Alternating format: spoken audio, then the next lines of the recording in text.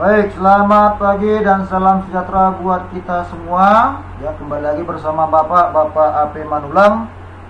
Untuk saya akan mengajarkan materi tentang menganalisis unsur-unsur cerita pendek, ya. Mata pelajaran bahasa Indonesia untuk kelas 11 SMA.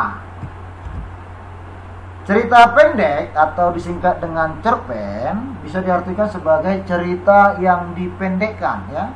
Cerita yang dipendekkan. Nah, kalau kita lihat ciri-cirinya, yang pertama, cerpen ini tidak lebih dari 10.000 kata. Yang kedua, ceritanya itu bisa dibaca sekitar 10 sampai 30 menit atau bisa dikatakan sebagai cerita yang dibaca sekali duduk saja. Ketika kita baca dari awal ya sampai diakhiri, ya. Tidak seperti novel. Nah, bisa kita baca sampai beberapa hari. Yang ketiga, berfokus pada satu tokoh dalam satu situasi. Jadi biasanya tokoh dalam cerpen, nah itu paling banyak, itu paling beberapa, ya. Nah, hanya ada satu tokoh yang menjadi tokoh utama, ya, dalam cerita tersebut. Yang keempat, bersifat fiktif, ya, atau berdasarkan hasil imajinasi atau hayalan. Walaupun terkadang ada cerpen juga yang dibuat berdasarkan pengalaman pribadi, ya, tetapi sudah ditambah-tambahkan itu, ya. Yang kelima, kebanyakan mencerminkan kisah sehari-hari. Artinya ini ceritanya tuh diangkat berdasarkan kehidupan keseharian seseorang, ya, dalam lingkungan masyarakat kita ini. Dan yang terakhir adalah pengembangan karakter tidak mendetail, ya. Artinya ciri-ciri fisik atau ciri-ciri watak dari tokohnya ini tidak disampaikan secara mendetail, ya, karena ceritanya terkesan pendek. Nah, lanjut kita, yang ini kita bahas, unsur-unsur intrinsik yang ada pada cerpen, ya. Di sini saya jelaskan ada 7. Yang pertama tema, ya. Yang kedua tokoh dan penokohan. Yang ketiga ada alur. Keempat latar. 5 sudut pandang. Keenam gaya bahasa. Dan yang ketujuh amanat, ya. Kita tekan satu-satu. Tema bisa diartikan sebagai setiap cerita, ya, sebagai landasan pengarang dalam membuat cerita tersebut, ya.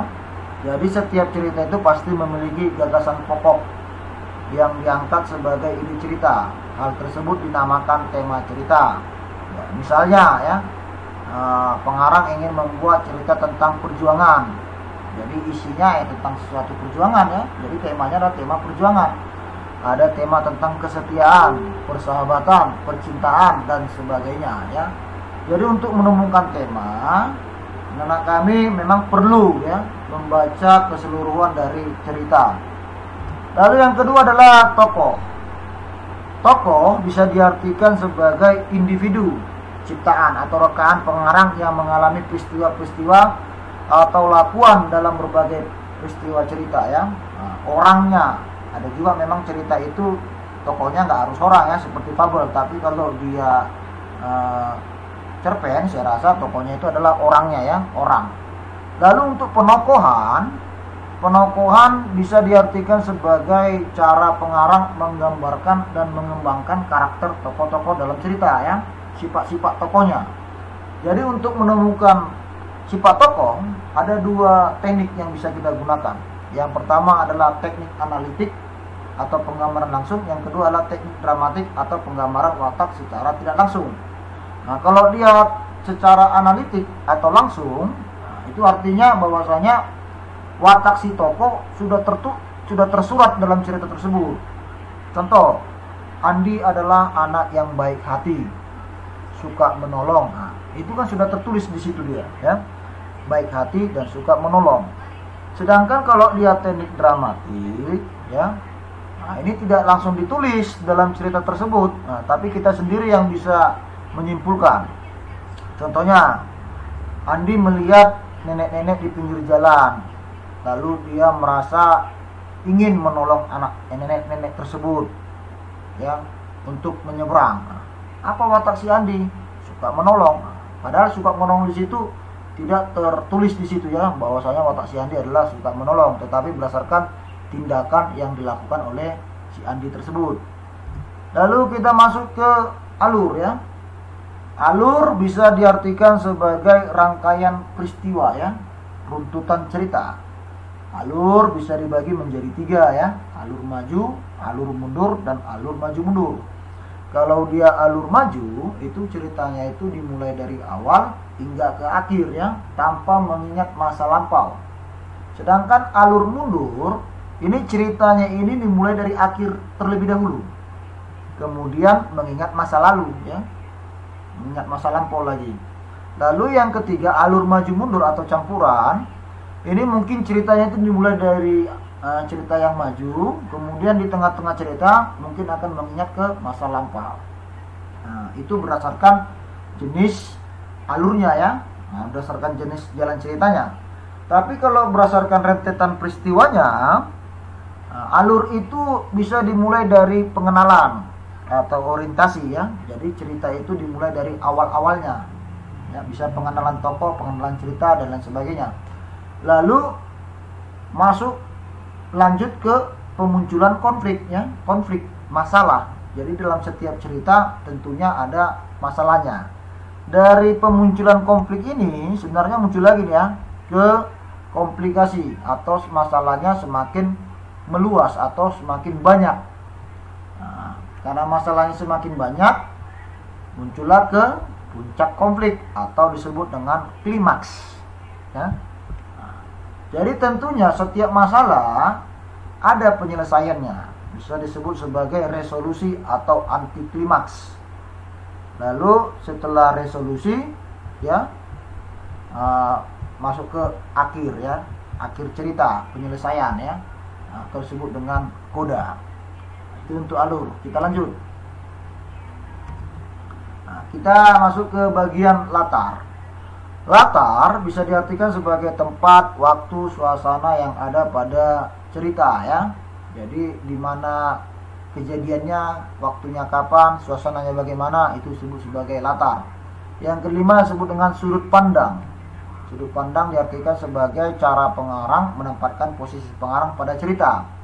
Nah, apakah dia sebagai orang pertama, orang kedua, atau dia serba tahu ya.